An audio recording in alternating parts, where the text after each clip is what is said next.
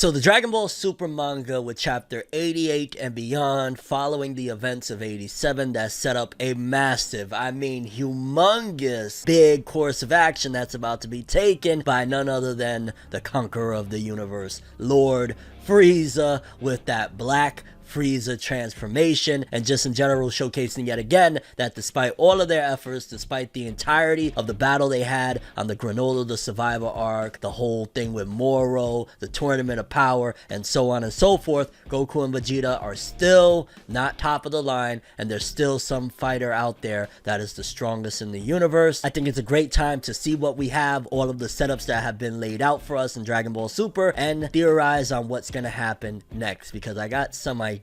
Let's talk about it. I must go, must leave this house. I must go, the time is now. I must go, it's time to get out. Don't forget to hit that subscribe button and that bell to get notified. I talk about all sorts of anime and manga over here on the channel. You don't want to miss it, so subscribe and hit that bell. Okay, people, so like I said, one of the biggest things that Dragon Ball Super had set up was at the end of 87, it showcased Frieza with a new transformation, Black Frieza, and he pretty much decimated Goku and Vegeta in their ultimate forms currently that they have right now. Goku's pretty much tweaked Ultra Instinct and Vegeta's Ultra Ego. He one-shotted them, straight up knocked them the hell out. He destroyed the strongest in the universe at that particular point, Gas, and kind of showcased, yo, Frieza's not a joke anymore. The first time in, I don't know, 20 something years, ever since the Frieza saga, Frieza is actually putting in work. But it makes me wonder what's going to happen with this franchise, considering, in case you don't know, the massive success over here in the West with the Dragon Ball Super superhero film with Gohan, Piccolo, and all of that stuff. Because you got to always look at it when it comes to Dragon Ball, right? When it comes to Dragon Ball Super, and of course the series like Boruto, because they're legacy titles that are pretty much carrying on the torch, they have to always go into somewhat of the things that the fans want to see. Not necessarily saying that everything got to be fan service, but one of the big things is that no matter how much fans complain, when Frieza shows up, everybody tunes in. So they pretty much always try to cater to the likes of the things that the fans go crazy for. New transformations, epic new power, all of those elements are the things that fans want to see. And bringing up Dragon Ball Super superhero, because it was a massive success in the West, it wasn't necessarily a big thing over there in Japan, so it makes you wonder, I guess, for starters, like, are they going to try and go a different direction because they want to get Japan on board, or do they understand, hey, we might take this L in Japan, but over there in the West and everywhere else, they really love what we're doing right now, so maybe, you know, stick to it, considering in 60 days the Dragon Ball Super superhero film did only 17 million in Japan, and in like 2 weeks it did 30 million. That's a pretty big deal and a pretty big difference, and also demonstrating we got money and we love Dragon Ball over here too. We love anime and manga over here too. And I say all that to say that I feel like moving forward they really should utilize Gohan and Piccolo, but especially Gohan more, because I think the fans spoke that we want more Gohan in our Dragon Ball. Like, he's been shafted long enough in the Tournament of Power. He didn't really get what a lot of fans were hoping for. A lot of fans were really in love with the idea of the finalists being Goku and Gohan fighting together. So the fact that we didn't really get that, we only had a couple of key moments, I think having Gohan a part of whatever is moving forward will be a very big deal and a very big possibility if they're considering, hey, the West really loves Dragon Ball, let's give them something to chew on. And the thing that's going to be a determining factor with that one is it going to take place pre or post Dragon Ball Superhero? Because remember, in Dragon Ball Superhero, yet again, it was going with the whole shtick of Gohan doesn't train, he hasn't done anything in a long time, and with that new transformation, I'm sure fans will go freaking nuts of like, holy shit, you know, seeing Gohan and where he's at in comparison to Goku and Vegeta, considering Toriyama kind of threw in the whole idea of, yo dog, Gohan, he's kind of top dog. I think having it post Dragon Ball Superhero would be the best. Whether Black Frieza returns now or later, that's irrelevant, because, you know, Frieza moves according to his own agenda. He's not, especially now where he's at, that he's kind of looking at Goku and Vegeta like peons. I don't think he's necessarily in a hurry to return and fight Goku and Vegeta, especially if he's wanting them to be able to kind of match up for like a really big grandiose battle. He's probably not going to attack them right away. Now, if they use a hyperbolic time chamber, again, that could speed things up, but I think the best course of action for Dragon Ball is to get to the point of either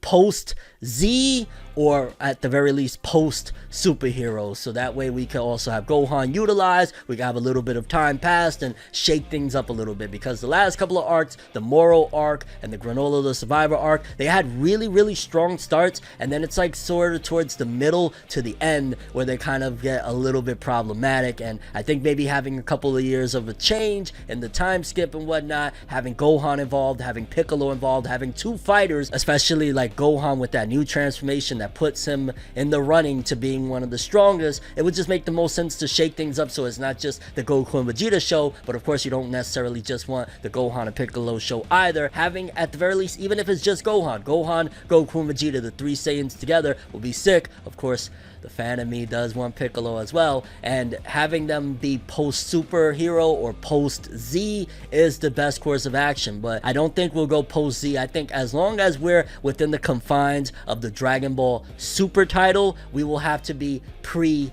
Z. If I'm wrong, I'm wrong, but it feels like they want to contain Dragon Ball Super within the realm of that time skip towards the end of Dragon Ball Z. And another underutilized character that we had set up already for about 4 years since the film dropped, Broly. We saw Broly a little bit in the Dragon Ball Super superhero film, where he was training with Goku and Vegeta, watching them fight and kind of getting an idea of, okay, so he's probably going to be somewhat of a Z warrior. They're teaching him to learn to control that anger, because we already know if Broly loses it, it's all over for the universes and galaxies. And I'm still wondering, like, yo, him at his max when he's going buck wild crazy, have Goku and Vegeta been able to catch up to that yet? Like where Goku's at and where Vegeta's at with Ultra Instinct and Ultra Ego, are they capable of really throwing down against a Broly that was throwing down against Gogeta? I don't think they're ready for that smoke still. So having Broly come in, whatever threat that they're facing, has to be something that is just astronomical, unbelievable, unreal, considering the fact that Frieza was already massively strong in the Tournament of Power with his golden Frieza form. This black Frieza form might even surpass all of them. So I think adding Broly in there as well, while it does sound very fan servicey, because at the end of the day having Goku, Vegeta, Gohan, and Broly, all of these Saiyans, sounds like a fan service galore. At the end of the day, one, the fans would want to see it. Two, it would just be epic as hell. I miss some of those moments. While yes, it does feel like generic Dragon Ball of sticking to the Saiyans, similar to like Masashi Kishimoto and his love of the Uchiha, but hey, it works, and at the same time it's epic, and it's some of the elements of Dragon Ball that really bring it to those fights that everybody loves to see, those epic climactic battles. Hell, we could even mix it up a little bit. Let's just say we don't have Vegeta relevant for half of the arc, and we have it just Goku, Broly, and Piccolo, just kind of a new blend, opposed to it just being constantly, especially what the manga has shown, Goku and Vegeta. I think the most important factor, as I've said earlier in this video, that's going to determine where they go is where do they want to cater the story to. If they're catering it to Japan, I'm gonna tell you right now, they're probably gonna stick with, once again, more Goku and Vegeta. If we see that it's just Goku and Vegeta and they don't bring other people into the fold,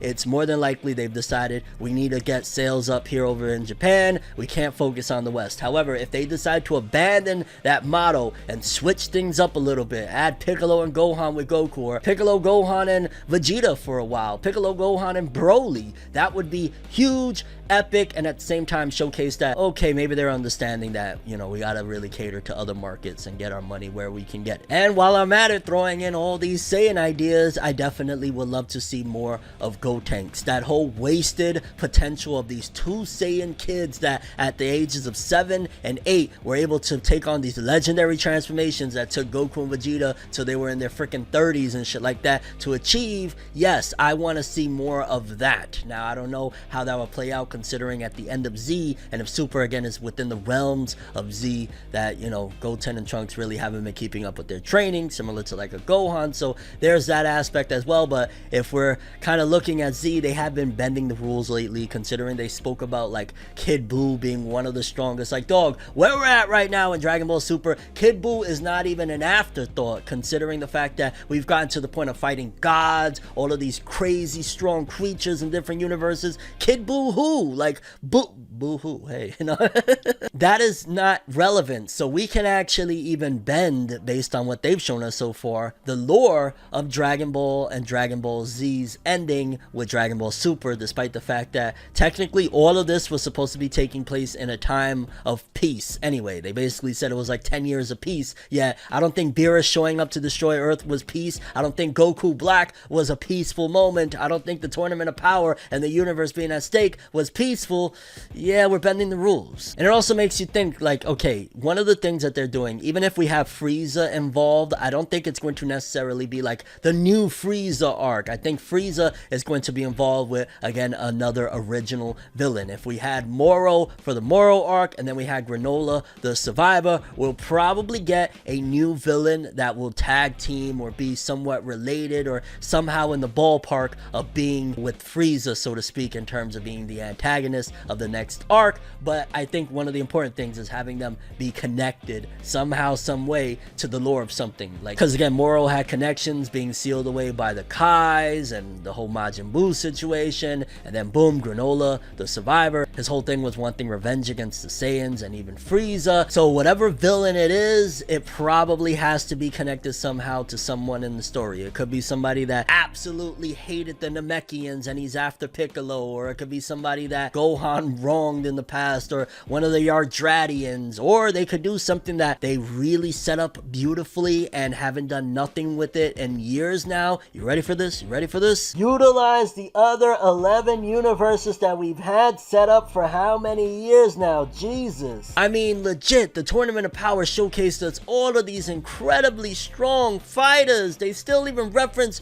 Jiren in the Dragon Ball Super superhero film, demonstrating that, yeah, some of those fighters, we still haven't really left them in the dust either. Like Ultra Instinct Goku and Ultra Ego Vegeta aren't necessarily just bodying everybody that was in the Tournament of Power. I would love to go and explore some of the other universes, whether it's our counterpart Universe 6 and Planet Saddle. That was one of the big setups that we had a long time ago of talking about, hey, I wouldn't mind visiting the Saiyan planet someday. That would be perfect. In fact, it could utilize an idea that Toriyama brought up years ago as well. I believe it was like the first Super Saiyan God or the legendary Super Saiyan Yamoshi. That is something that has been underutilized as well, and fans will love it. This, you know, ancient Saiyan that shows up and just starts breaking people's necks, and his transformation looking similar to that of Super Saiyan 4, making Dragon Ball Super even more important, that it foreshadows Super Saiyan 4 from GT. Again, assuming that we're not going to ignore GT, which I wouldn't be mad if we ignore GT, so long as we took Super Saiyan 4 from it, and maybe a couple other cool elements. But yeah, I'm fine with, hey, GT is ignored now because Trunks came back and, you know, Goku Black arc, stuff like that. I'd be totally fine with it. Just give us Super Saiyan 4. So there's that. We could go to Universe 6, we could go to Planet Saddle, and there could be a big thing of Yamoshi secretly running Planet Saddle, or he returns for some revenge somehow. I mean, again, I know I keep sticking to Saiyans, but that's one of the biggest things that people really love, unless it's like something brand new and original. And even then, they're continuing to showcase that even if it's a new villain, they're coming with a gripe or a connection to something from the past, whether it be the Kais, Majin Buu, whether it be the Saiyans and Frieza. They're coming with an axe to grind, and it's connected somehow, even if they're brand new to the franchise. And let's not forget, with all the new universes, we also got introduced to new gods of destruction and new angels fighting against one of the gods of destruction. If that's why Frieza needed to train all those years, 10 years in the room of space and time, that would be epic as well, and demonstrate yet again that, oh, we still got something to really go after. Like Beerus and Whis has always been the end goal, right? If Goku and Vegeta could surpass Beerus and Whis, boom, we've reached the point of the purpose of Dragon Ball Super. So if we go up against maybe some more weaker gods of destruction, not quite at Beerus's level, it will show that we're on our way and we've made massive progress, and this setup is there. It feels like post Tournament of Power, despite the fact that there was all of these setups, they've kind of ignored everything that the Dragon Ball Super anime and manga at that point had really left for us, of like, there's a vast multitude of universes and possibilities, and yet here we are still in Universe 7 dealing with these same old threats. And of course, we have to address one of the elephants in the room: new transformations. I think I could speak for a lot of fans when we're like, oh my god, really? Another one? Where's DJ Khaled, dog? I mean, yo, it's cool to get transformations, and they ain't believe in these transformations, but God did. I'm sorry, I couldn't help myself. My apologies. But new transformations, here's the thing, right? I think if we're gonna get a new transformation moving forward, I don't necessarily believe they'll go this direction. I fully expect for them to just keep on doing these recolors and whatnot. But if we do get new transformations, for fans to be really gung-ho about it, it needs to be more along the lines of transformations that we got from like GT in terms of something like Super Saiyan 4. Like another recolor at this point. We damn near went through almost every color that there is out there. You know, we got red for the Super Saiyan God, we got blue for Super Saiyan Blue, we got the gold for Super Saiyan. Like, we're starting to run out of colors. Purple Ultra Ego, silver Ultra Instinct. I think the next best course of action is either one of the two following things. Either A, we use the same transformations, like for example Ultra Ego and Ultra Instinct, and simply give them like Super Saiyan 3-esque hair. I don't know if they'd want to go in that direction because the amount of drawing would be forever to get that done. Who knows, maybe that's the hiatus is for us to get them big, long, really epic, long haired transformations. But that's a possibility of, hey, just utilize one of the ones we've already got, call it an upgrade, Ultra Ego 2, Ultra Instinct 2, and have their hair be really long, or go down the rabbit hole of a GT and they could even remain with their black hair but have it either really long or look like, you know, the Super Saiyan 4 way, have hair on their chest, their body morph, something along the lines of that, introducing a whole new spectrum of possibilities for Dragon Ball and the characters and whatnot of, hey, it's no longer just recolors, their bodies are morphing, the designs are looking cooler and slicker, because even with the appearance of Black Frieza, at the end of the day, it really is just a, hey, get the paintbrush and color it something else. And I understand while they're trying to check a lot of nostalgia boxes of we don't want to stray too far from the formula, I think it's okay to take some risks as long as you keep the core elements of what we love involved. Keep Goku in there, keep Vegeta in there, add Gohan and Piccolo more to the mix. Clearly the West loves it. We loved Superhero the movie, right? We're supporting it, so add more of them. Of course you got Black Frieza. Give newer transformations that aren't just recolors. Explore some of the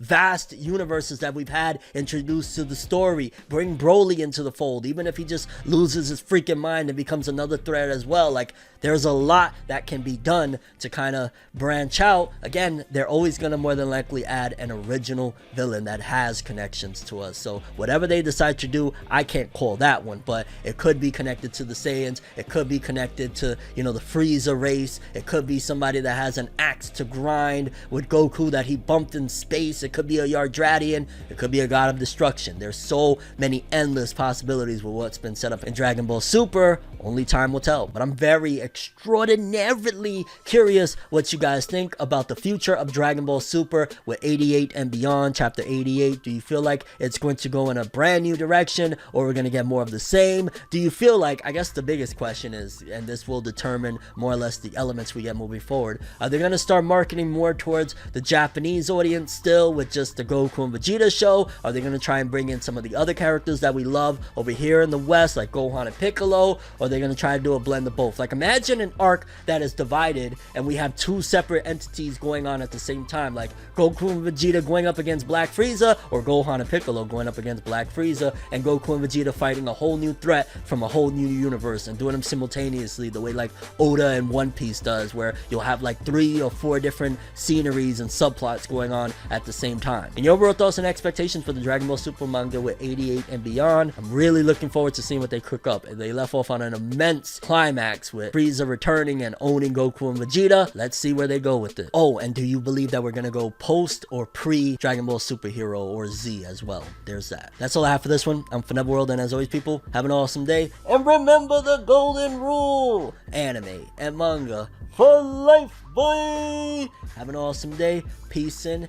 And yeah, Dragon Ball Super, high expectations. You left off on an insane climax. Do something epic for all of the fans. I have a dream, alone in my room as I sit with the tea. Couldn't possibly think what I often see, and you don't even know how I often blink. Lights be flashing and looking at me, such an odd, unique, yet I'm so unique, and you're looking at me. If the walls could talk, they would probably repeat, and I'd probably say, bitch, get the fuck off me.